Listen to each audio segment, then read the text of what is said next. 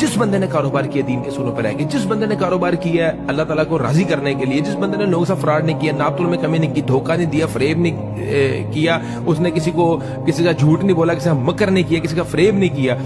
اللہ تعالیٰ نے اس کو کامیابی دی ہے۔ اور اللہ تعالیٰ نے جب قرآن کے اندر کہہ دیا ہے وَمَن يَتَّقِ اللَّهَ يَجْعَل لَهُ مَخْرَجًا، تم تقوی اختیار کرو، تمہارے لیے راستے تو تم تقوی کیوں نہیں اختیار کر رہے؟ اللہ تعالیٰ نے رزق کی ضمانت اپنے اوپر لی ہے، تم آج اپنی نیت کو صاف کر لو، آج تم صاف نیت سے یہ سوچ کے کاروبار شروع کر دو کہ اللہ تعالیٰ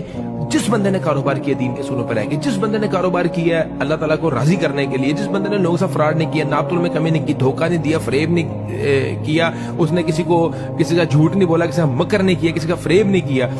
اللہ تعالیٰ نے اس کو کامیابی دی ہے۔ اور اللہ تعالیٰ نے جب قرآن کے اندر کہہ دیا ہے وَمَن يَتَّقِ اللَّهَ يَجْعَل لَهُ مَخْرَجًا، تم تقوی اختیار کرو، تمہارے لیے راستے تو تم تقوی کیوں نہیں اختیار کر رہے؟ اللہ تعالیٰ نے رزق کی ضمانت اپنے اوپر لی ہے، تم آج اپنی نیت کو صاف کر لو، آج تم صاف نیت سے یہ سوچ کے کاروبار شروع کر دو کہ اللہ تعالیٰ